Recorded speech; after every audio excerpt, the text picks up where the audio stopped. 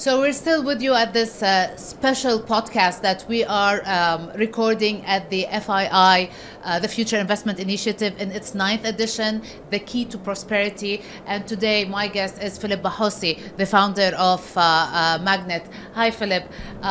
You had a very, very interesting report before you came to FII, and we have to talk about this report. The number, you're talking about $1.3 billion across the region that is going into startups today. Correct me with my numbers and tell me more about it. No, I mean, I think we're talking about the total amount of investment that was happening in Saudi Arabia. Okay. Specifically. It's the record amount of capital that's been deployed in the first 9 months of the year. Of 2025. Of 2025. And we're comparing it with... Just 9 months in every other year. Okay. So it's already showing signs of improvement. I mean, you come to FII, you see all the people that are here. The last couple of years, tech has been the subject matter. Okay. I was reading a tweet or a message today talking about there were more tech talks at FII this year than any previous year. So clearly technology, innovation is the key subject matter that everyone's talking about. And that's beginning to reflect in the amount of capital that's being deployed into tech companies based here in the kingdom. So in that sense, what is the underlying force behind this surge? How much of this, you said tech, how much of it is tied to AI in any way? Or how do we divide it? So interestingly, like in the kingdom and across the whole of the region, AI has become a hot subject for investors, specifically at the government level, but you're beginning to see that percolate into venture capital investments. I don't have the figure specifically for the kingdom, but for the whole of the MENA region this year, 22% of all capital deployed and 22% of all transactions, funnily enough the same number, went into AI tech companies here in the region. And that is the highest level that it has been for previous years. What type of investments in AI? In this particular case, it's venture capital investment. So there's software or technology companies that are focusing on LLM models, AI-enabled solutions in the kingdom or the MENA region that are receiving venture capital investment. If you look at the offshore warehousing, the farming, all of the software development that you see separately, those are government projects. That's more private equity, infrastructure development. That's not included in this figure. It's of the total amount of capital that was deployed in venture capital, 22% of that is going into AI software solutions for the region. So when we say AI software, we're still talking in the software stage. We're not talking in the app stage or... No, they could be apps. Okay. They're technology solutions. Because we spoke about this also yesterday. I told you that I spoke to a lot of people and they're saying that we are investing in the region, mostly investing in the app stage. Nobody is investing in the infrastructure of this. When we talk about venture capitalists, not government. Government is probably investing in the infrastructure. How do you look at it? Should venture capitalists go into that in that direction, or shouldn't they, and why? It's not really the role of venture capital entities. I mean, you're seeing the likes of G42, you're seeing the likes of big institutional investors, sovereign wealth funds. Those are big ticket, almost private equity-esque investments when you're looking at the larger warehousing solutions and the silicon solutions. Here what we're saying is the actual product. So OpenAI is a solution, right? That's one of the companies that received the most amount of venture capital investment. If you look at any global ranking, all of the US investments are going into those type of solutions. Perplexity, ChatGPT, etc.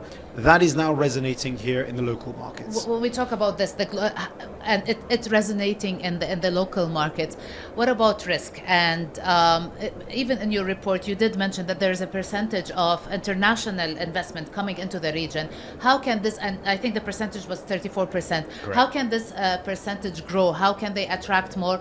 And then when you say it's resonating now, today, here, what is needed for it to resonate more? What is required in this region to be done in order to attract more investment and actually to have more successful exits? Great. So, I mean, on the investor side, we already saw close to 40% increase in the total number of investors investing in the region. And again, testament to FII, there's many events and conferences that are taking place in the region to attract international investors. On the capital side, I mean, you have the likes of Sanabel, the Fund of Funds, Jeddah, SVC. All of these programs are looking to attract investors internationally as LPs to invest in their GP funds, to deploy capital with a mandate to invest in the region. Okay. So that's beginning to come, where you mentioned 34% of international investors now investing in Saudi-based companies in the kingdom. Okay. So this is all excellent evolution. Now, the question is, how do you continue to attract? Exactly. One, success breeds success.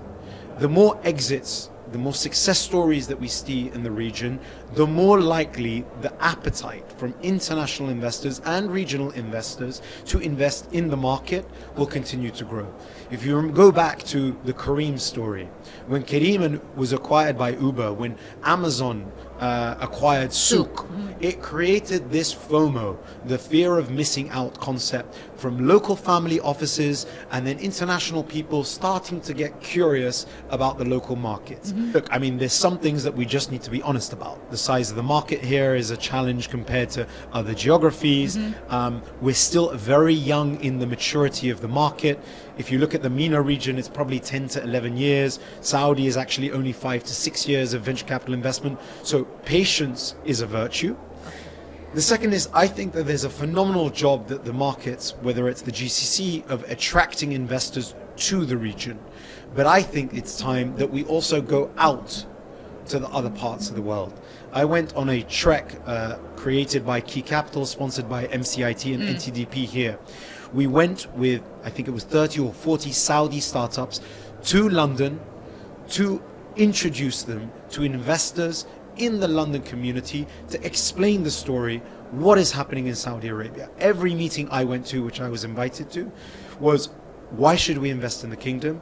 Why should we invest in Saudi startups? What's happening in the Middle East? So there's a storytelling angle as well. All right. So what is the storytelling? But before we go that, I mean, it's interesting that you said patience is a virtue, because the panel that I led at the PCF, everyone said, when I asked them at the end, what is the most important thing in this industry? Look, I mean, I'm not an investor, so I can't speak on behalf of the investor. But you study them. You see what they do. I give you the facts. Okay. Historically, back in 2021-22, in that peak period, a typical company took 7 to 8 years to exit. Okay. That window has now stretched 15? to about 10 to 12 years to Still exit. Okay. I mentioned earlier, Saudi, the venture capital ecosystem, has been investing, if we go back to the first SVC report, 2018, let's call it 7 years. Okay. So a typical company historically would now be entering the exit window. We talked about the MENA region being a decade. If we're now saying it's taking 11 to 12 years, we are now in the window of the exit environment. Okay. Which coincided with a downturn in venture capital of the last 3 years. Only now our research is highlighting that things are picking up, the momentum is building, the flywheel is beginning to kick in. So my point being, patience is a virtue, but it's also proven in data points. Okay. You can't force this M&A activity. A company needs to be bought, not sold.